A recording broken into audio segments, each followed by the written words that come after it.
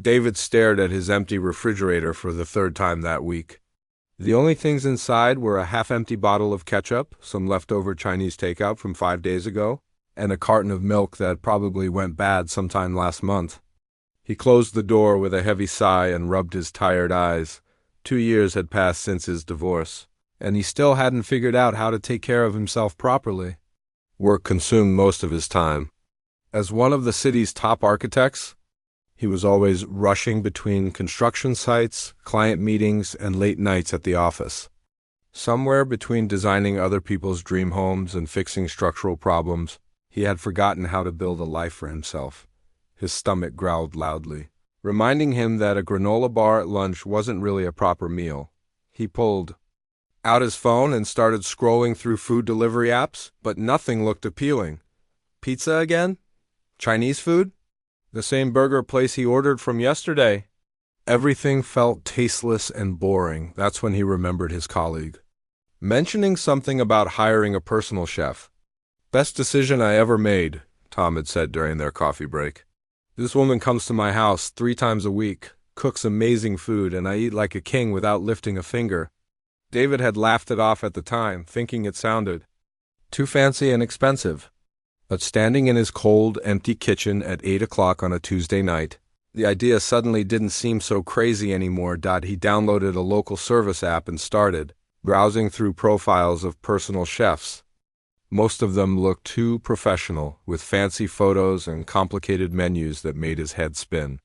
Then he found Elena's profile. Her picture showed a woman with kind eyes and a genuine smile. Her description was simple and honest.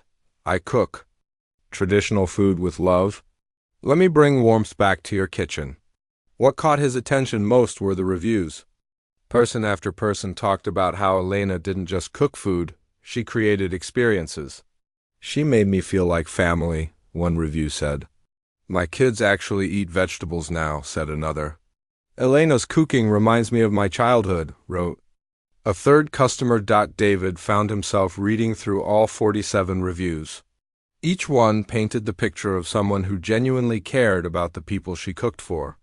Her rates were reasonable too, much less than he spent on takeout every month.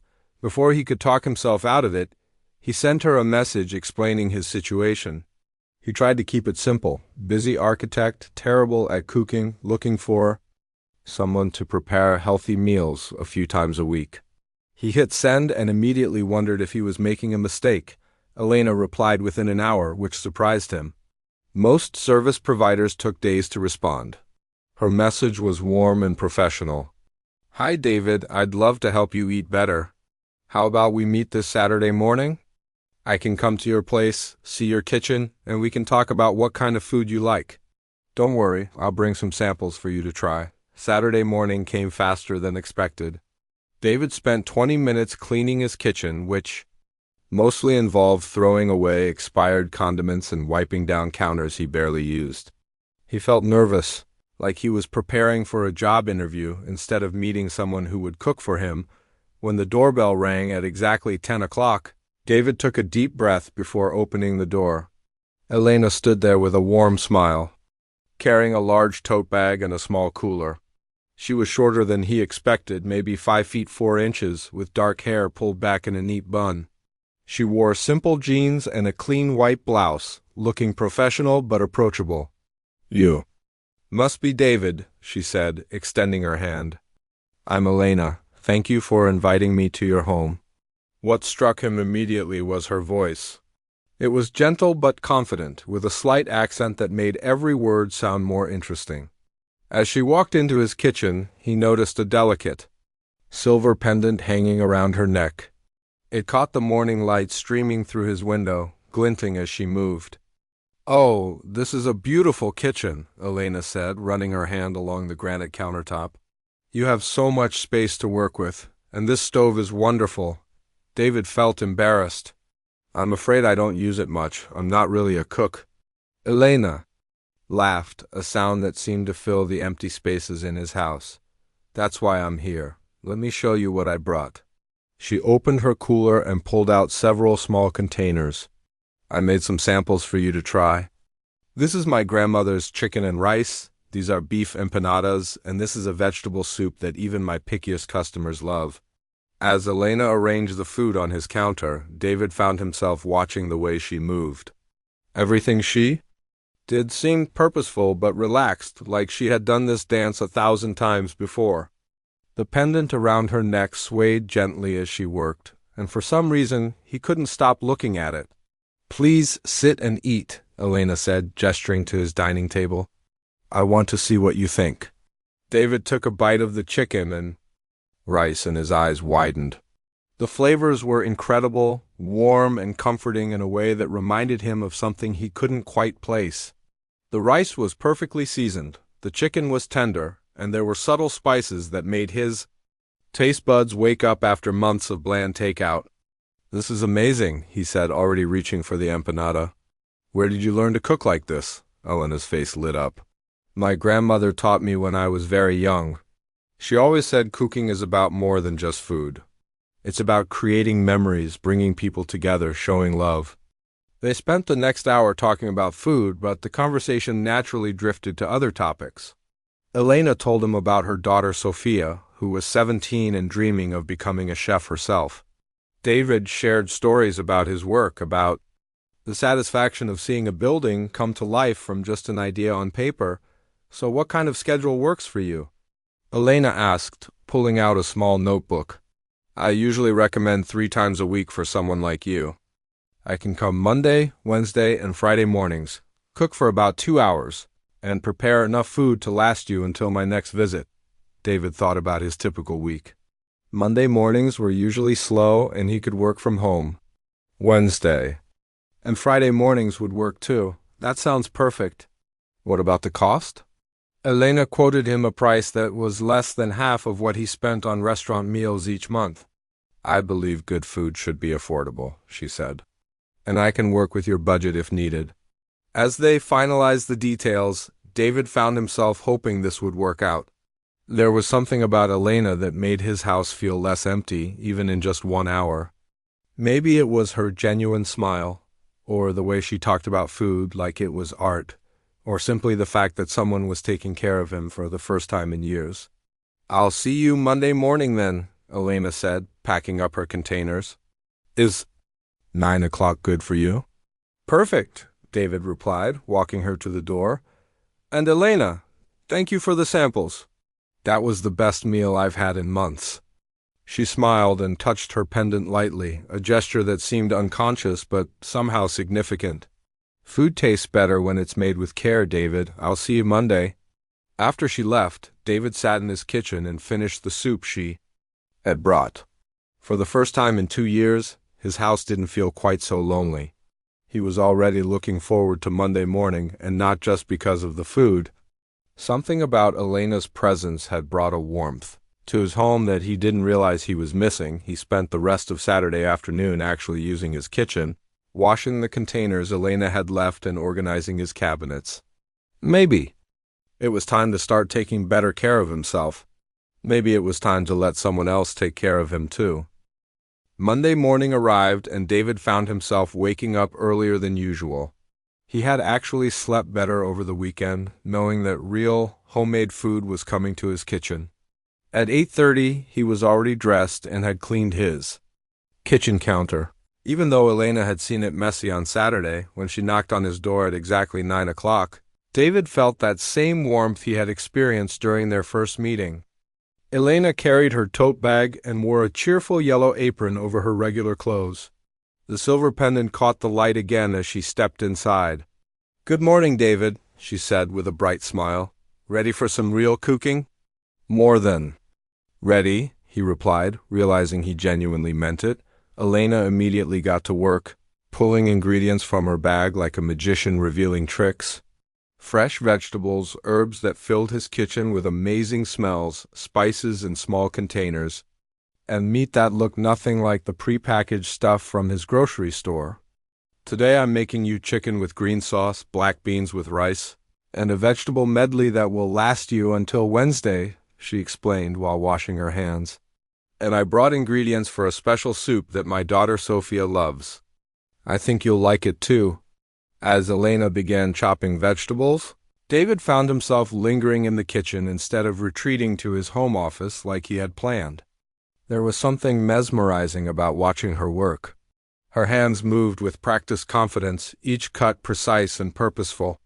"You don't have to stay and watch me," Elena said with a gentle laugh. "I know you probably have important work to do." "Actually, I'm working from home today," David said, settling onto one of his bar stools. "And honestly, this is more interesting than looking at building blueprints." Elena smiled and continued her prep work. "My Sophia says the same thing. She loves watching me cook, always asking questions about why I do things certain ways." "Tell me about her," David said, genuinely curious. "What's she like?" Elena's face lit up in the way that only happens when parents talk about their children. "She's 17 and she thinks she knows everything," she laughed. "But she's also incredibly smart and determined. She wants to go to culinary school. After high school, maybe even open her own restaurant someday." "That's wonderful. She gets her talent from her mom, I'm sure." "I hope so. I've been working extra jobs to save money for her school. Culinary programs are expensive, but she deserves the chance to follow her dreams." David watched Elena season the chicken, her movements fluid and natural. "How many jobs are you working?" "3 right now," Elena said without a hint of complaint in her voice. "I cook for families like you 3 days a week. I work at a small restaurant downtown on weekends, and I teach cooking classes at the community center on Tuesday evenings." David felt a pang of guilt. Here he was complaining about being too busy to cook for himself, while Elena was working 3 jobs to support her daughter's dreams. "That sounds exhausting." "It keeps me busy, but I love what I do. Cooking isn't work when you enjoy it. And Sophia helps me a lot. She's actually a better cook than most adults I know." The kitchen began filling with incredible aromas as Elena started the chicken in a pan. She moved between different pots and pans like a dancer, never seeming rushed or stressed despite managing multiple dishes at once. "Can I ask you something?" David said after watching her work for a while. "Of course. That pendant you wear, it's beautiful. Does it have a special meaning?" Elena's hand instinctively went to her neck, her fingers touching the silver pendant. Gently, "This belonged to someone very special to me. An elderly woman I took care of when I first came to this country. She was like a grandmother to me when I had no family here." "That's lovely. She must have meant a lot to you." "She did. She taught me so much about life, about being strong, about never giving up on the people you love." Elena's voice grew softer, more thoughtful. "She gave this to me before she passed away. Said it would bring me good luck and help me remember that family isn't always about blood. Sometimes it's about the people who choose to love you." David felt something stir in his chest, a warmth that had nothing to do with the heat from the stove. "She sounds like a wise woman." She was. She used to tell me stories about her family, about traditions and recipes that had been passed down for generations. Some of the dishes I cook for you actually came from her recipe collection." Over the next hour, they continued talking while Elena worked. David learned that she had come to the United States 15 years ago, speaking very little English and knowing no one. She had worked as a cleaner, a babysitter, and eventually found her way into cooking professionally. "It wasn't easy at first," Elena admitted while stirring the beans.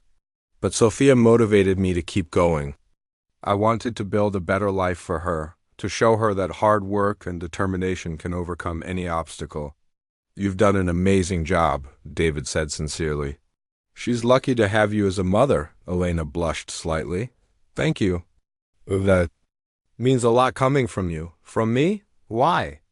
"Because you're successful, educated, accomplished. Sometimes I wonder if I'm doing enough for Sophia, if I'm giving her all the opportunities she deserves." David was shocked. "Elena, you're working 3 jobs to put your daughter through school. You're teaching her valuable skills, strong work ethic, and most importantly, you're showing her what love looks like through your actions. Trust me, that's worth more than any amount of money." When Elena finished cooking, David's kitchen looked like a completely different place. 5 containers of food sat on his counter, each labeled with reheating instructions written in Elena's careful handwriting. The smells were incredible, and he could hardly wait to try everything. "Before I go," Elena said, "I want you to try the soup. It's still warm." She ladled some into a bowl and handed it to him. David took a spoonful and closed his eyes. The flavors were complex but comforting, with hints of spices he couldn't identify but somehow knew he loved. "This is incredible," he said, taking another spoonful. "What's in it?" "It's a recipe from Maria, the woman who gave me this pendant. She called it soup for the soul because she said it could heal any sadness or loneliness." David paused, his spoon halfway to his mouth. Something about the name Maria felt familiar, but he couldn't quite place it. Maria was her name? Yes, Maria Elena Martinez. She was from San Antonio originally, but lived here for many years. She had the most beautiful stories about her family, especially about a grandson she loved very much. A strange feeling washed over David, like déjà vu but stronger. The name, the pendant, the soup that tasted like childhood memories he thought he had forgotten. But before he could explore the feeling further, Elena was packing up her things. "I'll see you Wednesday morning," she said, adjusting her apron. "Same time? Perfect. And Elena? Thank you. Not just for the food, but for the conversation. It's been a long time since someone cooked in this kitchen, and longer since it felt like a home." Elena smiled warmly, touching her pendant one more time. "Food tastes better when you have someone to share stories with." "See you Wednesday, David." After she left, David sat in his kitchen eating the soup and thinking about their conversation. For the first time in months, he wasn't thinking about work deadlines or his empty house. Instead, he was thinking about Sophia's dreams, Elena's determination, and a woman named Maria who had somehow connected their lives through recipes and stories. Wednesday couldn't come fast enough. 3 weeks had passed since Elena started cooking for David, and their routine had become the highlight of his week. Monday, Wednesday, and Friday mornings were no longer just ordinary days. They were filled with the sound of sizzling pans, the aroma of fresh herbs, and conversations that made David's empty house feel alive again. This particular Thursday afternoon was different, though. It was raining heavily outside, one of those sudden storms that made the whole world feel gray and cold. David had been working from his home office when he got a text from Elena that made him smile. "Hi, David, I know it's not my usual day, but I have some extra time and thought you might be running low on food. Would it be okay if I came by to cook? I promised to make something special to brighten up this gloomy day." David immediately replied yes. The truth was, he had been looking forward to seeing Elena again, and the thought of her warm presence in his kitchen on such a dreary day sounded perfect. When Elena arrived, she was slightly damp from the rain, her hair escaping from its usual neat bun in soft curls around her face. She carried a larger bag than usual and had an excited energy about her. "I brought ingredients for mole poblano," she announced as she hung up her raincoat. "It's one of my favorite dishes to make when the weather is bad. It takes time and patience, but it's worth every minute." David had heard of mole but had never tried it. "What exactly is it?" "It's a traditional sauce with over 20 ingredients," Elena explained, unpacking her bag. "Chocolate, different types of chilies, nuts, spices, herbs. My abuela taught me how to make it when I was just 12 years old. She said mole was the soul of Mexican cooking." As Elena began laying out ingredients on the counter, David noticed there were more spices and items than he had ever seen her bring before. Small bags of dried chilies, various nuts, a bar of dark chocolate, and at least a dozen different spice containers. "This looks complicated," David said, settling into his usual spot at the kitchen island. "It is, but that's what makes it special. Maria, the woman I told you about, she taught me her version of this recipe. She said her grandmother brought it from Mexico over 100 years ago." Elena picked up a dried chili and held it up to the light. "Each ingredient has to be prepared just right." "You can't rush mole," Elena started by toasting the chilies in a dry pan. The kitchen immediately filled with a smoky, earthy aroma that made David's mouth water. She moved with even more care than usual, handling each ingredient like it was precious. "Maria used to say that mole was like life itself," Elena continued while working. All these different flavors that seem like they shouldn't go together. But when you combine them with love and patience, they create something beautiful. David found himself completely absorbed in watching Elena work. She ground spices by hand, charred tomatoes and onions over an open flame, and slowly built the complex sauce layer by layer. Her pendant swung gently as she moved between different tasks, catching the kitchen light each time she leaned over the stove. "Can you tell me more about Maria?" David asked. Something about the way Elena talked about this woman made him curious. "You've mentioned her several times, and she obviously meant a lot to you." Elena's face softened as she stirred the developing sauce. "She was the first person in this country who treated me like family. I was working for a cleaning service when I met her. She lived alone in a small apartment, and the agency sent me there twice a week." "What was she like?" "Oh, she was tiny but fierce," Elena laughed. "Maybe 5 feet tall, with silver hair she always wore in a bun just like mine. But she had these bright eyes that seemed to see everything. The first day I cleaned her apartment, she insisted I sit down and have coffee with her. She said she was tired of people rushing in and out without really seeing her." Elena added chocolate to the sauce, and the smell became even more incredible. David felt his stomach rumbling, but he was more interested in the story than the food. "She started teaching me English, and I started cooking for her. She would sit in her kitchen and tell me stories about her family while I worked. She talked about her grandson constantly. David, his name was. She raised him after his parents died in an accident." David's spoon clattered to the counter. His heart started beating faster, but he tried to stay calm. It was probably just a coincidence. David was a common name.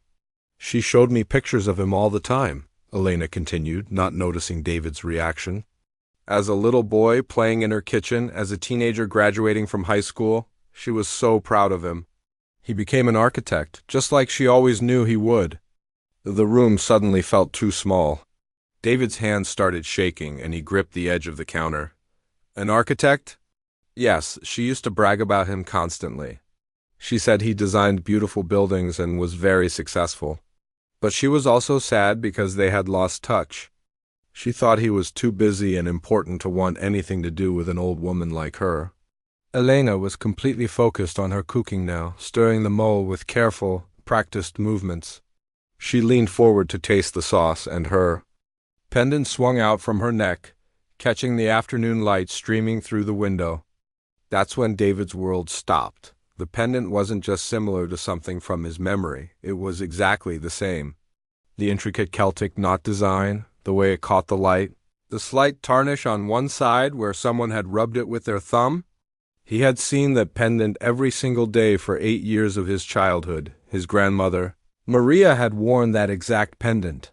David's breath caught in his throat as memories came flooding back. Sitting in his grandmother's kitchen in San Antonio, watching her cook while she wore that pendant. The way she would touch it when she was thinking or worried.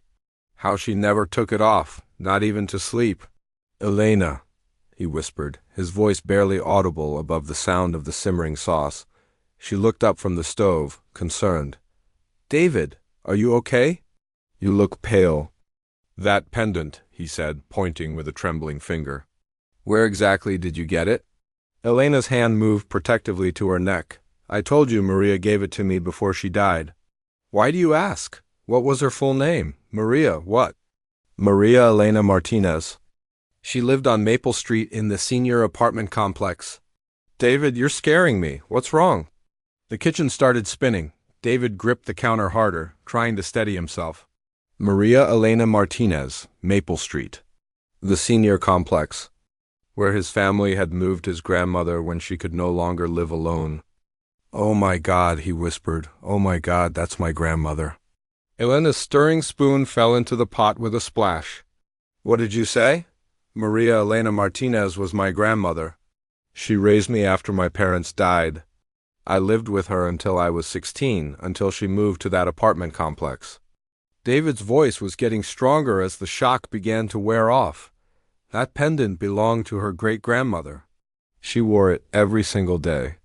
Elena stared at him, her mouth open in disbelief. "That's impossible." Maria's grandson was named David, but she said he lived in San Antonio. You live here. I moved here for college and never left. I visited her a few times after she moved to the complex, but then life got busy and we lost touch. I thought she wanted her independence. I thought she didn't want me bothering her. Elena sank into a chair, still staring at the pendant around her neck. She talked about you constantly, every single day. She showed me your pictures, told me stories about you as a little boy. She was so proud of you, but she was also heartbroken. She thought you had forgotten about her. I never forgot about her, David said, tears starting to form in his eyes. I just thought she was better off without me. After the divorce, after everything fell apart, I was too ashamed to face her. I didn't want her to see what a mess I had become. The mole continued to simmer on the stove, filling the kitchen with the same aromas David remembered from his childhood. But now those smells carried the weight of years of missed opportunities and misunderstood love. She gave me this pendant the day before she died, Elena said softly, her fingers tracing the Celtic knot. She made me promise to find you someday and give it back to you. She said it belonged in your family and that you would need it to remember where you came from. David looked at Elena sitting in his kitchen, wearing his grandmother's pendant, cooking his grandmother's recipe, and realized that Maria had found a way to bring them together after all. Even in death, she was still taking care of both of them. She never stopped loving you, David, Elena whispered. Not for one single day. The kitchen fell silent except for the gentle bubbling of the mole on the stove. Elena sat frozen in her chair, her hands still touching the pendant, while David stood gripping the counter, both of them trying to process what had just been revealed. I need to show you something, Elena whispered, her voice shaking. She reached into her large tote bag and pulled out an old shoebox, worn at the edges and held together with a rubber band. I've been carrying this with me for 3 years, waiting for the right moment. David watched as Elena's hands trembled while she removed the rubber band. Inside the box were dozens of photographs, letters tied with string, and what looked like old recipe cards written in careful handwriting. She made me promise, Elena said, lifting out a stack of letters. She said if I ever found you, I had to give you these. She wrote them but never sent them because she was afraid you wouldn't want to hear from her. Elena handed David the first letter. His name was written on the envelope in his grandmother's familiar handwriting, the same handwriting he remembered from birthday cards and grocery lists from his childhood. His hands shook as he opened it. My dearest David, he read aloud, his voice cracking. I hope you are well and happy. I think about you every day and wonder if you remember the stories I used to tell you in our kitchen. I miss our Sunday morning breakfasts and the way you used to help me stir the mole, even though you were too short to reach the pot properly. David had to stop reading. The memories came flooding back so clearly he could almost smell the cinnamon and chocolate from those Sunday mornings. He had forgotten about standing on a chair next to his grandmother, carefully stirring the wooden spoon while she guided his small hands. There are 23 letters, Elena said softly. 1 for every month after you stopped visiting. She wrote them, hoping that someday she would have the courage to send them. David picked up another letter, this one dated just 6 months before his grandmother passed away. I saw a building in the newspaper today that looked like something you might have designed. The reporter said the architect created something beautiful and functional, just like I always knew you would. I cut out the article and put it with all the others I've collected about your work. I may be just an old woman, but I am so proud of the man you've become. She collected articles about my work? David asked, looking up at Elena through tears. Elena nodded and pulled out a manila folder from the box. Inside were newspaper clippings, magazine articles, and printouts from websites, all featuring David's architectural projects. Some were yellowed with age, others looked more recent. She somehow found out about every building you designed, Elena explained. She would go to the library every week and search for your name on the internet. When she found something, she would print it out and bring it home. She knew about your divorce before I ever mentioned having a broken heart. She knew about your awards, your biggest projects, everything. David stared at the folder, overwhelmed. While he had been thinking his grandmother had forgotten about him, she had been following his entire career, celebrating his successes from a distance. "But how did you know it was me?" David asked. "When you first contacted me about cooking, did you know?" Elena shook her head. "Not at all. When I saw your name on the app, something felt familiar, but I never made the connection. Maria always called you my David or Little David. I knew your last name was Martinez from the pictures. But there are thousands of David Martinez in this city." She pulled out an old photograph from the box. It showed a young boy, maybe 8 years old, standing in a kitchen next to an elderly woman. Both of them were covered in flour and laughing. The woman wore the same pendant Elena now had around her neck. "This is you, isn't it?" Elena asked, handing him the photo. David's breath caught. He remembered that day perfectly. They had been trying to make tamales for Christmas, but he had accidentally spilled flour everywhere.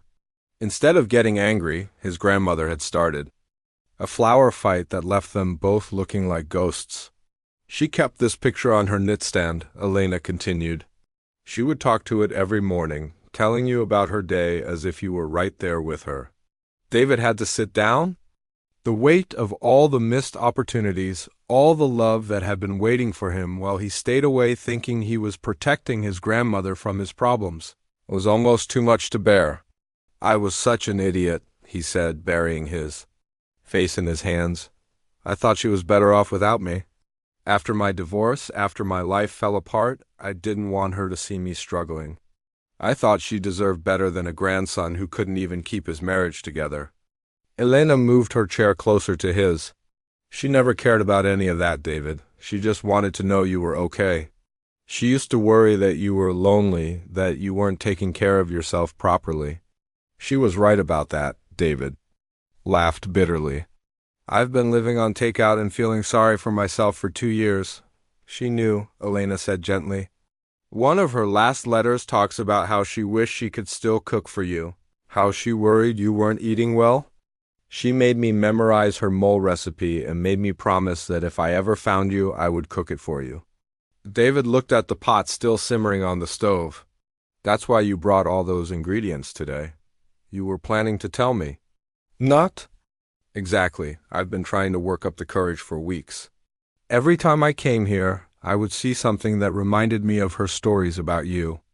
The way you listen when I talk, the way you ask about Sophia, even the way you eat with such appreciation. She described you perfectly, but I was afraid to believe it could really be you." Elena pulled out one more item from the box, a small recipe. Card written in faded ink. This is her mole recipe, written in her own hand. She wrote a note on the back. David took the card and turned it over. In his grandmother's careful writing it said, "For my David, so he never forgets where he comes from. Love is the secret ingredient that makes everything taste like home." "She wanted you to have this," Elena said, her own eyes filling with tears. "She wanted you to know that no matter how successful you became, no matter how far you traveled, you would always have a home in her heart and in her kitchen." David held the recipe card like it was made of gold. "All this time she was right here. Just 20 minutes away, and I never knew she was thinking about me. She was doing more than thinking about you," Elena said. "She was planning for you. She made me promise not just to find you, but to take care of you if you needed it. She said you were the kind of person who takes care of everyone else but forgets to take care of himself." "Even after death, she's still trying to take care of me," David said, looking at Elena with wonder. "She sent you to me, didn't she?" "This isn't just a coincidence?" Elena touched the pendant again, a gesture that now held so much more meaning. "I don't believe in coincidences anymore. I think she somehow arranged for us to find each other. You needed someone to cook for you, and I needed to keep my promise to her. What else did she make you promise?" David asked. Elena smiled through her tears. "That I would make sure you knew how proud she was of you. That I would tell you she never stopped loving you, not for one single day. And that I would make sure you understood that family isn't just about blood. It's about the people who choose to love you no matter what." David looked around his kitchen, at the photos spread across the counter, at the letters that represented Years of love he never knew existed, and that Elena, who had carried his grandmother's love across the years to bring it back to him, she brought us together, he said softly. Even now, she's still bringing her family home. 6 months had passed since that rainy Thursday afternoon when David's world changed forever. The pendant now hung around his neck, where it belonged. But the real transformation in his life went much deeper than a piece of jewelry. Elena was in his kitchen again, but this time everything was different. The space that had once felt cold and empty now buzzed with warmth and life. New pots and pans hung from hooks on the walls. Fresh herbs grew in small pots on the windowsill. And the refrigerator was actually full of ingredients instead of takeout containers. "Sophia, can you hand me the chocolate?" Elena called out as she stirred a large pot of mole. "Which kind, Mom? The dark or the semi-sweet?" Came the reply from a teenager with Elena's same bright eyes and determined smile. Sophia had been skeptical. When her mother first told her about David and the incredible connection they had discovered, but over the past few months she had come to see David as the family she had never known she was missing. The dark chocolate, Mia, just like great-grandmother Maria's recipe says. David smiled as he watched them work together. Sophia had inherited her mother's natural talent in the kitchen, but she also brought her own creative touches to traditional recipes. She was currently attending weekend classes at the Culinary Institute, with David's help covering the tuition costs. "David, can you taste this sauce and tell me what you think?" Sophia asked, holding out a wooden spoon. He took a sip and his eyes widened. "This is incredible. What did you add that's different?" "Just a tiny bit of cinnamon and a touch more lime. I've been experimenting with great-grandmother's base recipe." Sophia beamed with pride. "Mom says I have her gift for knowing what flavors work together." The kitchen had been completely renovated 3 months ago. David had torn out the old cabinets and installed a professional-grade stove, a large island for food preparation, and enough counter space for multiple people to cook together comfortably. Elena had moved her cooking business entirely to his house, and the space had become a hub for her expanding client base. "I still can't believe how much this place has changed," Elena said, looking around the kitchen with satisfaction. "Remember when you had nothing but ketchup and old takeout in here?" "Don't remind me," David laughed. "I was basically living like a college student in my own house." "Well, now you cook better than most of my friends' parents," Sophia added. "That chicken you made last week was actually really good." David had been taking cooking lessons from both Elena and Sophia, slowly learning the recipes that had been passed down through his grandmother's family. It was more than just learning to cook. It was reconnecting with his heritage and the traditions he had lost touch with over the years. The front door opened, and David looked up to see his architect business partner Tom walking in with his wife and 2 young kids. "Something smells amazing in here," Tom called out. "Are we early for dinner?" "Perfect timing," Elena replied. "We're just finishing up." This had become their new Sunday tradition. David's house had transformed from a lonely bachelor pad into a gathering place for an extended chosen family. Tom and his family, Elena and Sophia, and sometimes Elena's friends from the community center all came together for weekly dinners that stretched late into the evening. "Uncle David, can you help me with my math homework after dinner?" asked Tom's 8-year-old daughter Lucy, tugging on David's shirt. "Of course, kiddo," David said, ruffling her hair. The title Uncle David had started as a joke, but had quickly become natural for all the children in their growing circle. Elena had started calling him that too, when telling stories about their connection to Maria. Uncle David was what Maria had called him in the letters Elena had found, and it seemed right that he should be an uncle figure to Sophia and the other kids who had become part of their extended family. "Mom, the rice is ready," Sophia announced. "Should I start setting the table?" "I'll help," David said, moving to get plates from the cabinet as they set the large dining table that David had bought specifically for these gatherings. Elena pulled him aside. "I have something for you," she said quietly, reaching into her apron pocket. She pulled out an envelope yellowed with age. "I found this in Maria's things last week when I was going through the last box." David's heart skipped. Even after all this time, finding new pieces of his grandmother's love still moved him deeply. "This one's different," Elena continued. "It's sealed, and it has, for David's wedding day, written on the envelope." David took the envelope with trembling hands.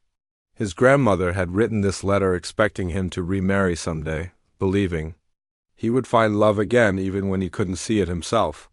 "Should I read it now?" he asked. "Maybe later when you have some quiet time," Elena suggested gently. They rejoined the group as everyone gathered around the table. The conversation flowed easily between English and Spanish, with Sophia translating for David when he couldn't keep up. Tom's kids were practicing their Spanish with Elena, and Tom was asking David about their latest architectural project. "So when do we get to see the plans for the community kitchen?" Tom asked. David's eyes lit up. This was his newest project, something that had grown out of watching Elena teach cooking classes in the cramped community center space. "We should have the final designs ready next month," David replied. "It's going to have 6 cooking stations, professional equipment, and space for Elena to expand her teaching program. And storage for all the pots and pans we'll need," Sophia added excitedly. "Plus a small dining area where families can eat together after the classes." The community kitchen was David's way of honoring his grandmother's memory while supporting Elena's dream of expanding her cooking education program. The project had brought them even closer together as they planned every detail. "I can't wait to see it finished," Elena said, her eyes shining. "Maria would have loved knowing that her recipes will be taught to so many families." After dinner, while the others cleaned up, David stepped out onto his back patio with the letter Elena had given him. The sun was setting, painting the sky in shades of orange and pink. He carefully opened the envelope and began to read. "My dearest David, if you are reading this, it means you have found love again, and my heart is full of joy. I always knew that someone special would see the goodness in you that I saw every day. Love is not about finding someone perfect, mio. It's about finding someone who makes you want to be the best version of yourself." David had to pause, thinking about how Elena had indeed made him want to be better, not just for himself, but for Sophia and for the memory of the grandmother who had loved them both. "I hope your new family knows how lucky they are to have you. And I hope you remember that family is not just about blood or marriage certificates. Family is about showing up for each other, about sharing meals and stories, about creating traditions that will live on long after we're gone." The letter continued with Maria's hopes for his future happiness and her blessing for whatever family he chose to build. At the end, she had written, "The pendant will help you remember that love never truly dies. It just finds new ways to grow." David touched the pendant around his neck and looked back through the patio doors at the scene inside his house. Elena was teaching Tom's daughter how to fold napkins properly, while Sophia helped Tom's wife with the dishes. Tom was on the floor, playing with his youngest son, and everyone was laughing at something someone had said. This was family. Not the traditional kind he had grown up expecting, but the kind his grandmother had described in her letter. People who showed up for each other, who shared meals and stories, who chose to love each other day after day. Elena appeared at the patio door. "Everything okay out here?" "More than okay," David said, folding the letter carefully. "Just thinking about how much has changed."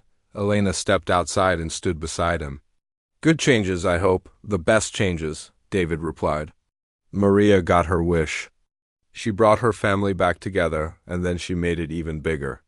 As they stood there watching the sunset, David realized that his grandmother's greatest gift wasn't the pendant or the recipes, or even the love she had preserved for him all those years. Her greatest gift was teaching him that family was something you created through choice and commitment, through showing up and caring, through the simple act of sharing a meal and making someone feel at home. Inside the house, Sophia was already planning next week's menu. Tom's kids were arguing about who got to help cook, and the sound of laughter filled every corner of what had once been David's lonely house. Maria's love had indeed found new ways to grow.